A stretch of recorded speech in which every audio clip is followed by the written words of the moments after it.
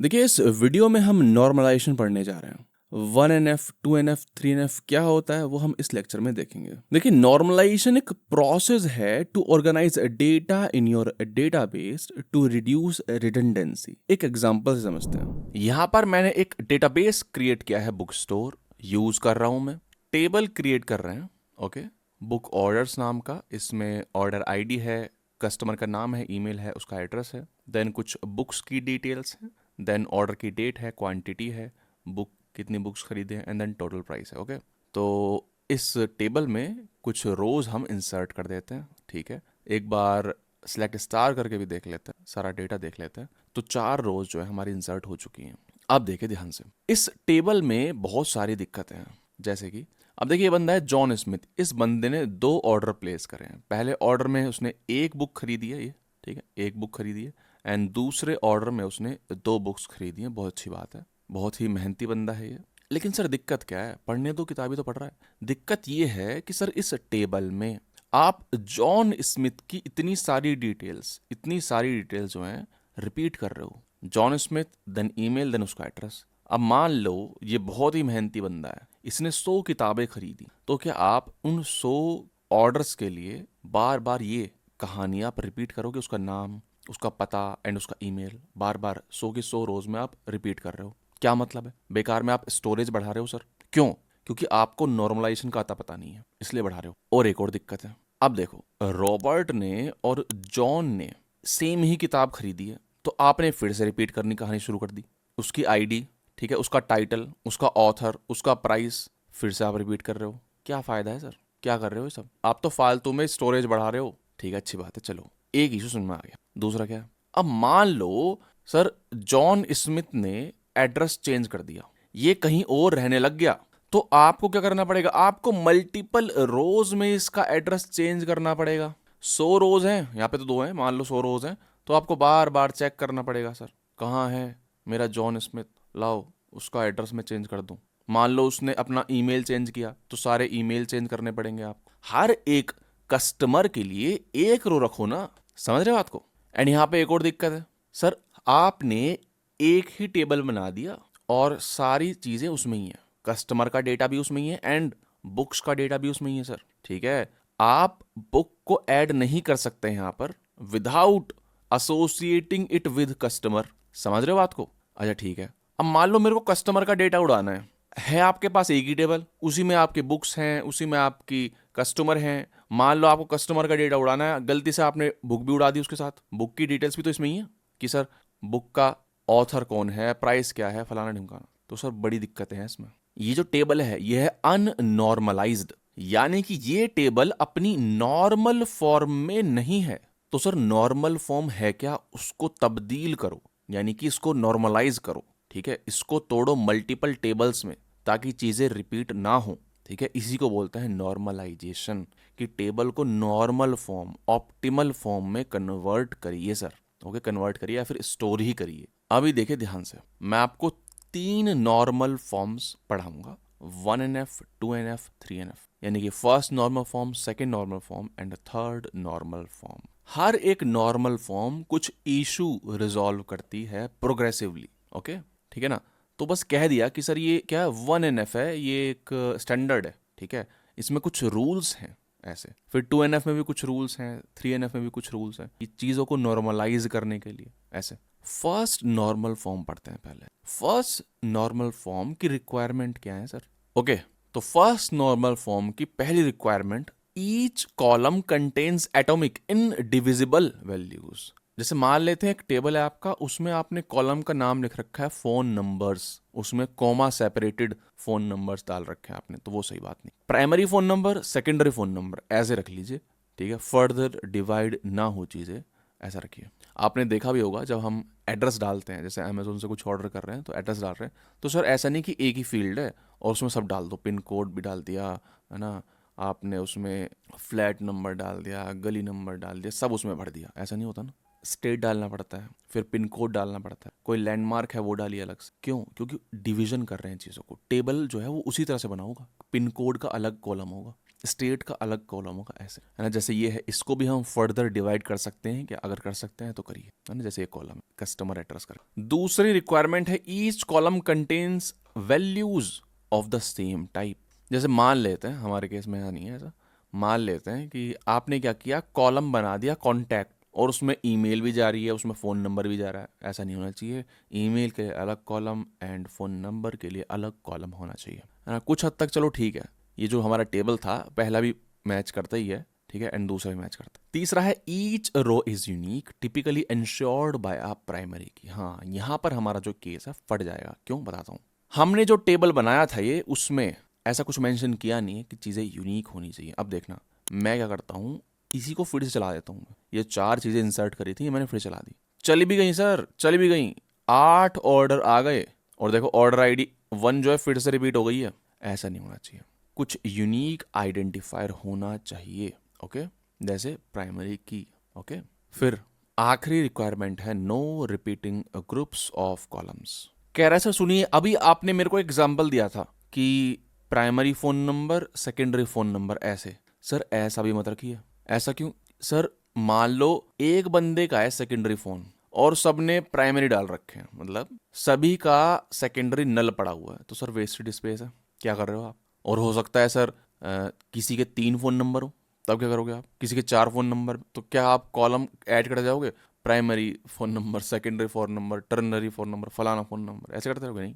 और मान लो उसको टाइप भी डालना हो कि किस तरह का फ़ोन टाइप है, तो क्या आप इसी इतने बड़े कॉलम में दोबारा से आप फ़ोन टाइप भी डाल दोगे? और कैसे डालोगे? 4 फ़ोन नंबर है, कैसे डालोगे कि ये वाला फ़ोन नंबर कौन सा है, वर्क है, ये वाला फ़ोन नंबर कौन सा है, फलाना है, ऐसे। तो कॉलम के नाम ऐसा बनाओगे फिर? मान लो उसको टैग खुद करना हो कस्टमर को कि मैं तो पुराने घर वाला फ़ोन नंबर है, तो क्या उससे कहोगे कि हाँ भाई चलो एक और कॉलम बना देता हूँ, पुराने घर वाला फ़ोन नंबर? ऐसा थोड़ी होता है। एग्जाम्पल देता हूँ, मान लेते हैं टेबल है कस्टमर, ठीक है, कस्टमर आईडी है, उसका नाम है, ईमेल है, फ़ोन 1, फ़ोन 2, फ़ोन 3 आपने क्रिएट कर रखा, तो देख रहे हो, फ़ोन 1 लिख दिया, फ़ोन 2 लिख दिया, उसका नल है 3rd, ठीक है। फिर दूसरे कस्टमर का एक ही नंबर है, तो आप नल नल 2 बार सेट कर रहे हो, तो प्रॉब्लम है ना।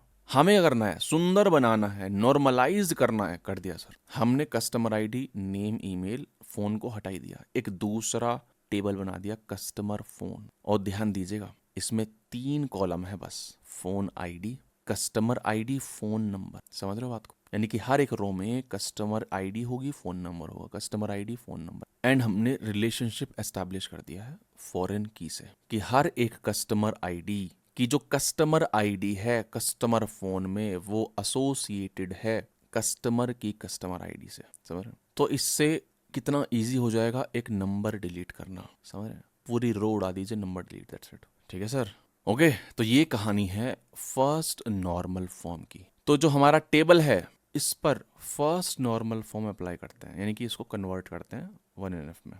चलिए सर, यहाँ पर अभी जो मेन दिक्कत मुझे लग रही है वो ये है कि हम ऑर्डर आईडी को रिपीट कर पा रहे हैं क्योंकि यूनिक कुछ चीज़ें हैं नहीं। ठीक है, ये भी ठीक है, काम चल रहा है, इससे कोई दिक्कत नहीं हो रही है। Each column contains value of same type, ये भी हो ही रहा है। यूनिक वाली चीज़ नहीं हो रही है। No repeating group of columns, अभी ऐसा कुछ है नहीं, जैसे मैंने आपको बताया था एग्जांपल में, अभी ऐसा कुछ है नहीं। ग्रुप ऑफ कॉलम जो है वो रिपीट नहीं हो रहे, जैसे नंबर 1, नंबर 2, ऐसे। तो यहाँ पर सिर्फ प्राइमरी की इंट्रोड्यूस करने से ये 1NF में कन्वर्ट हो जाएगा। कैसे करना है? प्राइमरी की बनानी है, दैट्स इट। तो जो टेबल आप क्रिएट करते, वो फोटो कुछ ऐसी दिखनी थी, सब कुछ एज इट इज, बस प्राइमरी की और आ जाती। और खास बात क्या है, प्राइमरी की यहाँ पर कंपोजिट है 2 कॉलम से मिलकर। क्यों? क्योंकि आप मान लो दुकान पे गए, आपने कहा यार मुझे वो वाली किताब दे दो लाल रंग की और वो हरी रंग की किताब दे दो। आपने 2 किताब ली, ठीक है, 100 रुपए की, 200 रुपए टोटल आ गया। यानी कि मैं एक ऑर्डर में 2 किताबें खरीद सकता हूँ। क्या इसमें ऐसी फ्लेक्सिबिलिटी है? नहीं है, इस स्कीमा में ऐसी फ्लेक्सिबिलिटी नहीं है। हर एक रो शुड यूनिकली आइडेंटिफाई क्या, एक बुक, ये बुक जो है इसने खरीदी है, ऐसे। अगर मैं ऑर्डर आईडी को ही, सिर्फ ऑर्डर आईडी को ही बना दूं यूनिक, तो क्या वो ऐसा हो पाएगा? नहीं हो पाएगा। समझ रहे हो? क्योंकि एक ही ऑर्डर में 2 बुक आई हैं, यानी ऑर्डर आईडी 1 लाल किताब, ऑर्डर आईडी 1 ग्रीन किताब। अगर मैं सिर्फ ऑर्डर आईडी को ही यूनिक बना दूं तो फट जाएगा सर, पहली रो इंसर्ट हो जाएगी, दूसरी रो इंसर्ट नहीं होगी। तो ऑब्वियसली आपको क्या करना पड़ेगा, इन दोनों के कॉम्बिनेशन से अपनी प्राइमरी की बनानी पड़ेगी। ओके, तो मैं इसको यहाँ पर लिख देता हूँ, बुक ऑर्डर 1NF, ऐसे। ठीक है सर, बहुत खुशी की बात है, आपने फर्स्ट नॉर्मल फॉर्म पढ़ लिए, ताली बजाइए सर। अब पढ़ते हैं सेकंड नॉर्मल फॉर्म। ये दो कंडीशंस होनी चाहिए for a table to be in second normal form. Obviously it should be in first normal form. लिखा हुआ है, ध्यान सुनिएगा, ठीक है। Non key attributes, all non key attributes must be fully functionally dependent on the entire primary key. Simple भाषा में, no non key column should depend on only part of primary key. यानी कि ऐसा नहीं होना चाहिए कि सर आपके कुछ कॉलम्स डिपेंड कर रहे हैं पार्ट ऑफ प्राइमरी की पर, जैसे कि यहां पर कर रहे हैं। अभी जो हमारी प्राइमरी की है इस वाले टेबल में ना, वो है combination of order ID and book ISBN, यानी कि बुक की आईडी। यहां पर देखिए, name, customer email, customer address depend कर रहे हैं only on order ID and not on book ISBN. समझ रहे हो? ये तीन चीज पार्ट ऑफ प्राइमरी की पर डिपेंड कर रहे हैं। Similarly book title, book author, book price depend कर रहे हैं बुक आईएसबीएन पर, नॉट ऑन ऑर्डर आईडी। देखिए ये पार्शियल डिपेंडेंसीज हैं, ठीक है। हम ये भी लिख सकते हैं यहां पर कि पार्शियल डिपेंडेंसीज हम हटाते हैं, नो पार्शियल डिपेंडेंसीज ऑन किस पर, प्राइमरी की पर। Okay, and one more thing यहां पर देखिएगा, जैसे कि ऑर्डर डेट है, ये किस पर डिपेंड कर रही है, ये डिपेंड कर रही है सिर्फ ऑर्डर आईडी पर। ओके, सिर्फ और सिर्फ दो ऐसी कॉलम हैं, दो ऐसी फील्ड्स हैं जो कि कंप्लीटली डिपेंड करती हैं कंप्लीट प्राइमरी की पर, जो कि है क्वांटिटी, है ना। Quantity is related to both order ID and book ISBN and total price भी। समझ पा रहे हो? तो जब मैं क्वांटिटी की बात कर रहा हूं तो दोनों के कंटेक्स्ट में बात करूंगा कि सर इस बुक की, है ना, इस बुक की क्वांटिटी किस ऑर्डर में। समझ रहे हो बात को? तो दोनों चीजों से रिलेटेड है। चलो मैं कस्टमर नेम की बात कर रहा हूं, कस्टमर नेम भाई कस्टमर का नाम है, दैट्स इट। ऑर्डर आईडी से रिलेट हो सकता है, बुक से क्या लेना देना। ये देखते हुए हमें इस टेबल को तोड़ना पड़ेगा। समझ रहे हो? ये जो पार्शियल डिपेंडेंसीज हैं इनको अपने खुद के टेबल में जाना पड़ेगा। समझ रहे बात को? जैसे इस एग्जांपल में देखिए, customer name, customer email, customer address, order date, ये चारों फील्ड डिपेंड किस पर कर रही हैं, सोलली ऑर्डर आईडी। तो हम अलग कर लेते हैं इसको, ऑर्डर्स को, customer name, customer email, customer address, order date and order ID. अच्छा, अब बुक की बात कर लेते हैं। टाइटल, ऑथर, प्राइस डिपेंड करते हैं सोलली ऑन आईएसबीएन, यानी कि ID of the book, right. समझ रहे बात को? आप ही बताओ, चलो अगर मेरे पास बुक का टाइटल है, क्या मैं बोल सकता हूं कि यार ये उस ऑर्डर आईडी की है? नहीं बोल सकता। समझ रहे हो? तो ये तो है पार्शियल डिपेंडेंसी, पूरी प्राइमरी की पर डिपेंड नहीं करके बुक आईएसबीएन पर है। हाँ ये जरूर है, अगर बुक का टाइटल है मेरे पास तो बुक आईएसबीएन मैं निकाल सकता। तो सेपरेट करिए ना इनको भी। लीजिए सर, बुक्स भी निकाल लिया, एक इसका सेपरेट टेबल बना लिया। ऑर्डर्स अलग हो गया है, बुक्स अलग हो गया, उसमें क्या है, आईएसबीएन है, टाइटल है, ऑथर है, प्राइस है। अब चीजें जो रह जाती हैं वो क्या रह गई हैं? क्वांटिटी रह गई है, टोटल प्राइस रह गई है। वो ऐसी चीजें जो दोनों पर डिपेंड करती, तो उसको मैं अलग निकाल लेता हूं। Order items, quantity, total price. किसकी क्वांटिटी, किसकी टोटल प्राइस? बुक की। तो मैंने बुक भी बना दी फील्ड। ऑर्डर की तो ऑर्डर, है ना, क्योंकि these fields depend on both, तो प्राइमरी की मैंने यहां पर लिख दिया, कॉम्पोजिट प्राइमरी की। ऑर्डर आईडी क्या है? फॉरेन की। बुक आईएसबीएन क्या है? फॉरेन की। समझ रहे हो? फॉरेन की ऑर्डर आईडी कहां से रिलेट करती है? ऑर्डर्स टेबल में जो order ID. Similarly with book ISBN, है ना, कहां से रिलेट करती है? बुक्स में जो आईएसबीएन है। कोई दिक्कत नहीं है, ठीक है। चलाइए, ऑर्डर्स चलाइए, चल गया, है ना, बुक्स वाले को चलाइए, चल गया। देन फाइनली ऑर्डर आइटम्स को चलाइए, चल गया। देन हम ऑर्डर्स में इंसर्ट करते हैं, ठीक है। ये 3 रो इंसर्ट कर दी, बुक्स में 3 बुक्स इंसर्ट कर दी हैं, एंड देन जो इंफॉर्मेशन है ऑर्डर आइटम्स की वो हमने डाल दी है। अब हर एक कॉलम, हर एक टेबल में डिपेंड करता है एंटायर प्राइमरी की पर, ना कि पार्ट ऑफ द प्राइमरी की पर। And this automatically eliminates redundant data storage. जैसे कि आप देख सकते हो यहां पर हम 2 बार इस बुक को रिपीट नहीं कर रहे हैं। ओके, बहुत खुशी की बात है, आपने सेकंड नॉर्मल फॉर्म भी पढ़ लिया, ठीक है। हैव पेशेंस, थोड़ा बोरिंग है लेकिन खत्म होने वाला है। सिर्फ लास्ट नॉर्मल फॉर्म है जो कि है third normal form. What is third normal form? Sir पहली बात तो सेकंड नॉर्मल फॉर्म में वो होनी चाहिए। Then it must not have transitive dependency. Sir ये क्या भला है? Transitive dependencies. बोल रहा है transitive dependency occurs when a non key attribute depends on another non key attribute rather than directly depending on primary key। अब देखिए ध्यान से, अभी हमारे पास 3 टेबल हैं, orders, books and order items. आप देखिए एक ऑर्डर प्लेस हुआ, ठीक है सर, वो ऑर्डर प्लेस किसने किया? एक कस्टमर ने किया। मान लेते आपका नाम अक्षित शर्मा, आपने क्या किया? एक बुक खरीदी। किसने खरीदी? आपने खरीदी, ठीक है। आप कौन है? अक्षित शर्मा है, ठीक है सर। अगर मैं ये चीज हटा दूं तो कोई दिक्कत होगी? नहीं होगी। क्यों?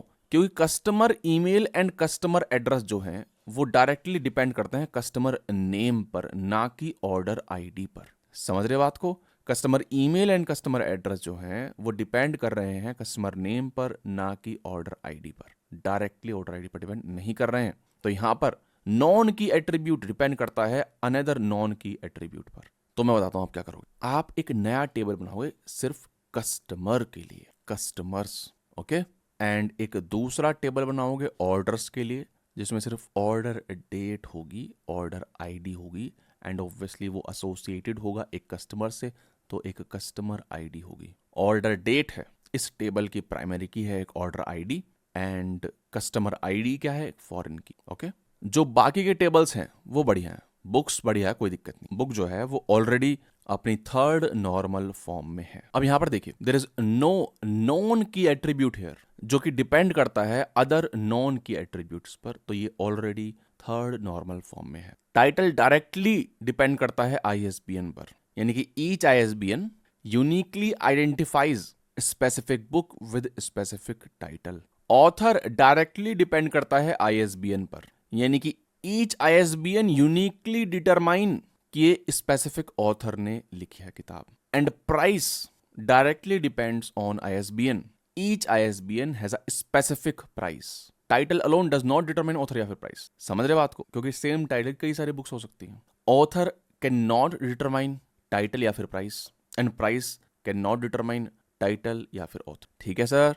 तो अगर आप ऑर्डर का डिस्कशन हो गया, बुक्स का हो गया, आखिरी में बचता है ऑर्डर आइटम्स। इस टेबल में देखिए हमें देखना है ट्रांजिटिव डिपेंडेंसी, यानी कि non key attributes. Non key attributes क्या है? Quantity and total price. अब देखिए क्वांटिटी जो है वो दोनों पे डिपेंड करती है। कैसे? कि सर अगर आप मान लो कोई बुक खरीद रहे हो तो हम कहेंगे कि इस बुक की कितनी क्वांटिटी इस ऑर्डर में, ऐसे है ना। आप क्या बॉक्स ले रहे हो आप कि भाई मेरे को राम को एक बॉक्स देना है, मेरे को एक शाम को बॉक्स देना है, ठीक है। तो राम का ऑर्डर से रिलेटेड बॉक्स है, उसमें कितनी बुक्स रखोगे आप? क्वांटिटी। तो दोनों से रिलेटेड है ना। Quantity depends on both. Ram ने 3 बुक मंगाई थी, श्याम ने 2 बुक मंगाई है, सेम किताब है ना, सेम तरह की। एक ने 2 मंगाई है, एक ने 3 मंगाई है, दोनों पर डिपेंड करी ना। समझ रहे बात को? बात कर लेते हैं टोटल प्राइस की। टोटल प्राइस डिपेंड करता है क्वांटिटी पर और बुक के प्राइस पर, जो कि दूसरे टेबल में है। समझ रहे बात को? तो यहां पर ट्रांजिटिव डिपेंडेंस। तो हम क्या करेंगे, इसको कॉपी करेंगे एंड इसको पेस्ट कर देंगे एंड क्वांटिटी को हटा ही देंगे, दैट्स इट। फिर से बोल रहा हूँ। तो यहाँ पर देखिए टोटल प्राइस डिपेंड करता है क्वांटिटी पे एंड बुक के प्राइस पे। बुक का प्राइस डिपेंड करता है बुक आईएसबीएन, जो कि दूसरे टेबल की बात कर। तो यहाँ पर नॉन के एट्रीब्यूट है ये, जो कि डिपेंड कर रहा है दूसरे नॉन की एट्रीब्यूट्स पर, ओके। तो इसलिए मैंने हटा ही दिया, उसकी जरूरत भी नहीं है। कैलकुलेशन तो आती है ना, क्वांटिटी यहाँ पे है, प्राइस उधर है दूसरे में, खत्म बात। टू मेक इट क्लियर, ताकि जब ये आप एसक्यूएल चलाएं तो कुछ एरर ना जाए, है ना, सेम नाम की, तो मैं यहाँ पर सब में 3NF डाल देता हूँ, ठीक है। सिमिलरली 2NF भी डाल देते हैं ऊपर वालों में, ताकि चीज़ें जो हैं क्रिस्टल क्लियर हो जाएं, कुछ कंफ्यूजन ना हो। तो यहाँ पे आपको नाम भी चेंज करना पड़ेगा। References, orders 2NF, books 2NF। Similarly यहाँ पर customers 3NF, orders 3NF and books 3NF। ठीक है सर। अब मल्टीपल टेबल हैं, कैसे हम क्वेरी करते हैं वो पढ़ेंगे हम जब हम जॉइन पढ़ेंगे, ठीक है सर। ध्यान रखिए हर चीज़ के फायदे हैं, हर चीज़ के नुकसान हैं। नॉर्मलाइज कर तो रहे हैं आप, लेकिन जितने ज़्यादा टेबल्स होंगे उतने ज़्यादा आपको जॉइंस इस्तेमाल करने पड़ेंगे, जो कि हम पढ़ेंगे नेक्स्ट वीडियोस में। तो परफॉर्मेंस इशू है, कम्प्लेक्सिटी भी बढ़ जाती है। तो सर आपको सोचना है, ठीक है। यहाँ पे अगर मैं टोटल प्राइस लिख भी दूंगा तो क्या हो जाएगा? 3NF में नहीं है तो क्या हो गया? हमें जो रखना है टोटल प्राइस रख दो सर, कोई दिक्कत नहीं है। समझ रहे हैं? तो आपको सोचना पड़ेगा, है ना।